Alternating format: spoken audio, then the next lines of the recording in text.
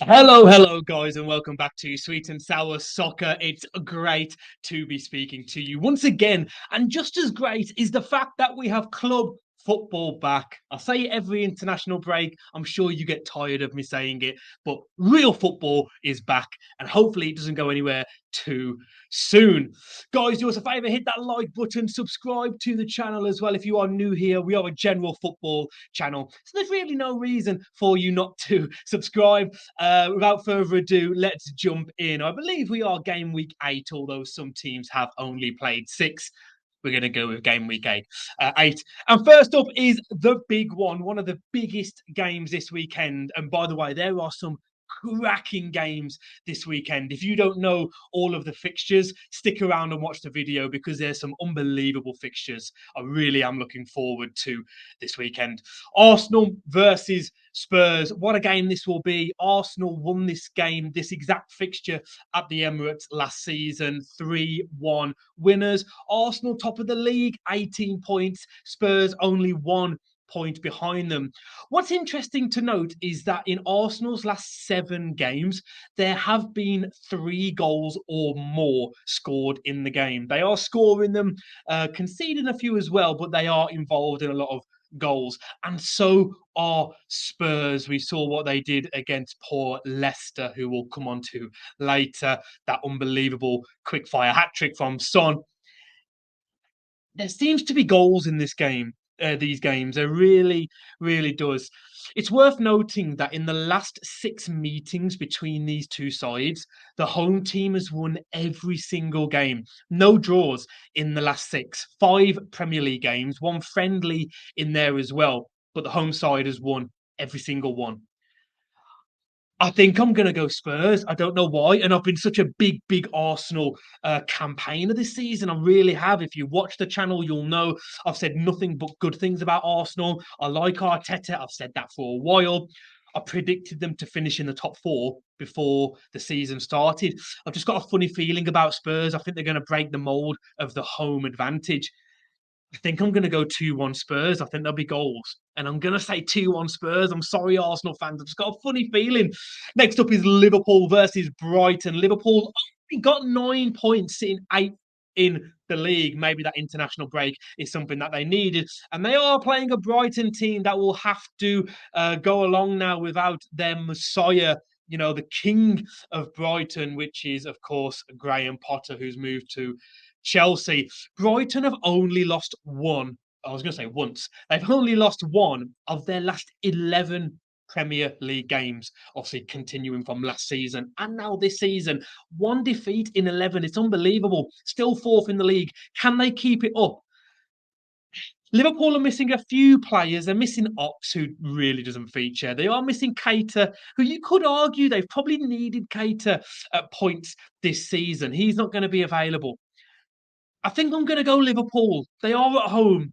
I know you could argue that in the form guide should say Brighton, but I think I'm going to go Liverpool. I think they'll get it done. And I'm going to say 2-0.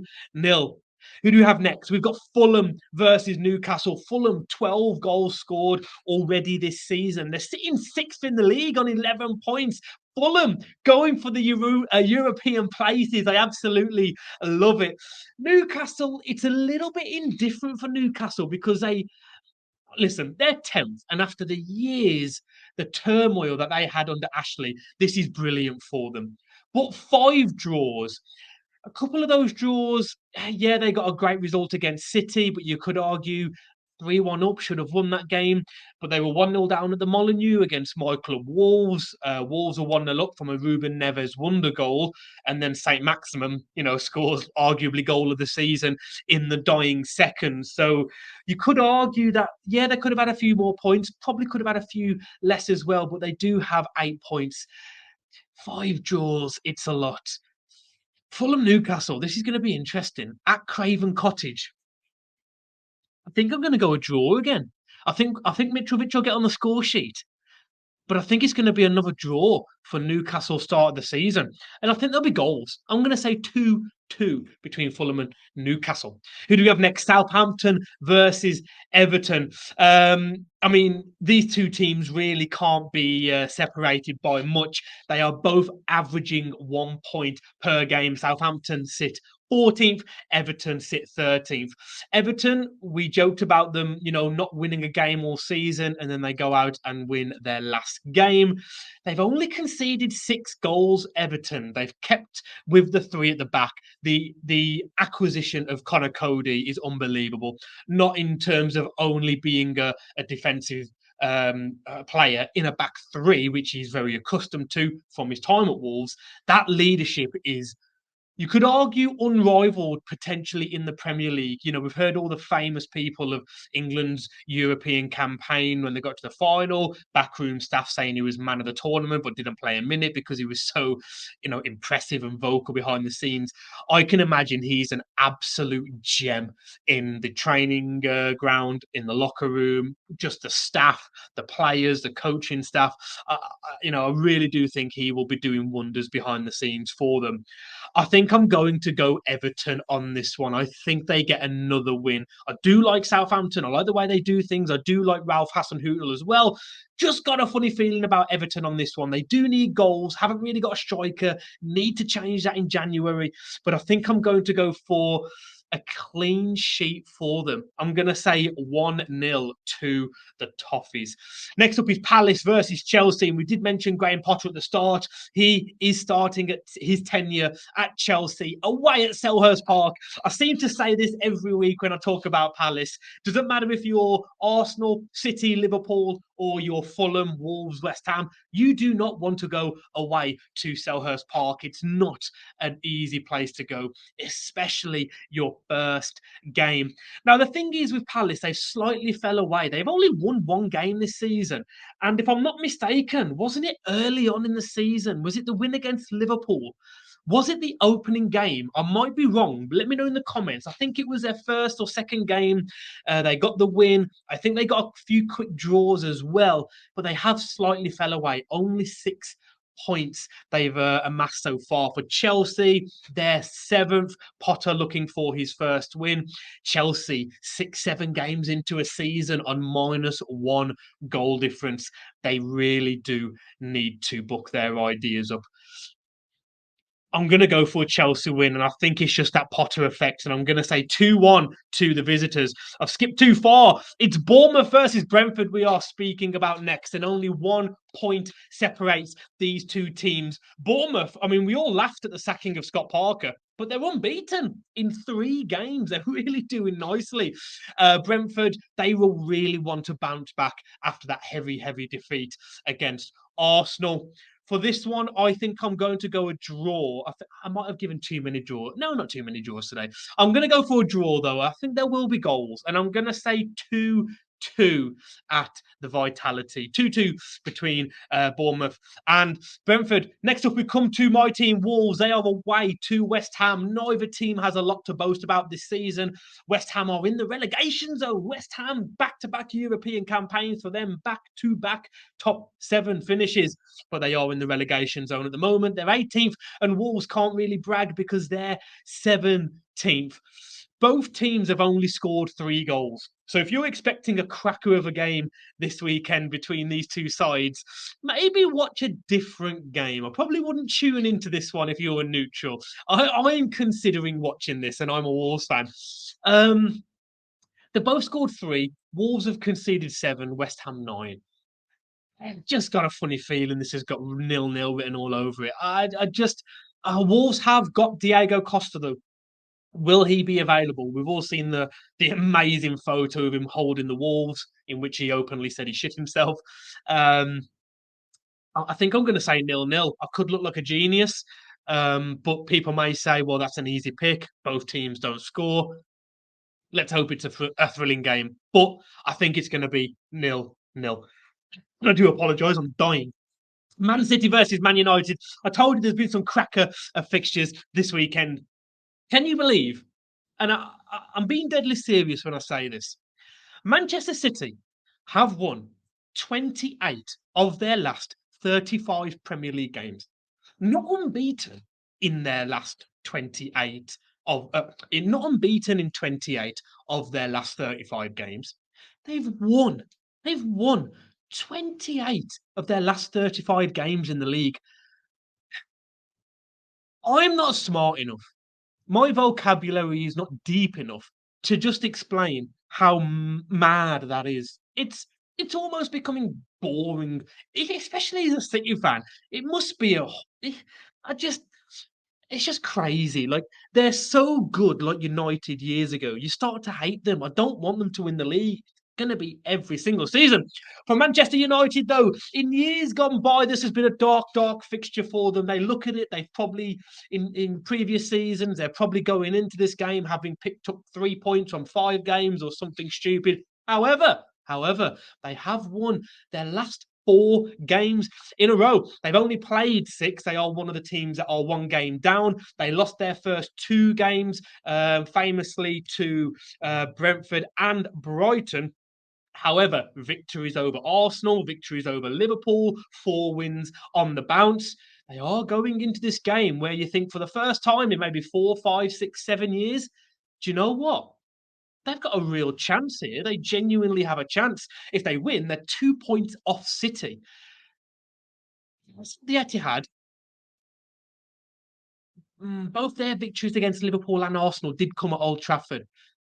I've got a funny feeling about United, man. I'm telling you, I've got a. Do I have the courage in my conviction to give them the dub, or do you play it safe and go for the team that's won 28 of their last 35 games in the league? I think they might cause an upset. There's something about it. There's something about this fixture that's telling me United are going to win away at Manchester City in the league. I think I'm going to go for a 2-1 United win. If they are smart and they do what they did against Arsenal and just sit back and hit them with the pace of Sancho, the pace of Rashford, they could do something. Do you know what? I'm going 2-1 United. Man United fans, you've got to subscribe now. You've got to like the video. Man City fans, listen, I'm really sorry. There's only about 12 of you anyway. I'm joking, but I'm going to go United 2-1 to Manchester United. Leeds versus Villa next, and Leeds having a cracker of a season. They're 11th. They've already amassed 8 points. And speaking of people or players or teams that have had a cracker of a season, Rodrigo 4 goals and 1 assist already. Fair play to him. I've ridiculed him in the past. That 32 million pound price tag, I think it was. I'll write him off, but he's doing the business and fair play to him. He's stuck in. He's not.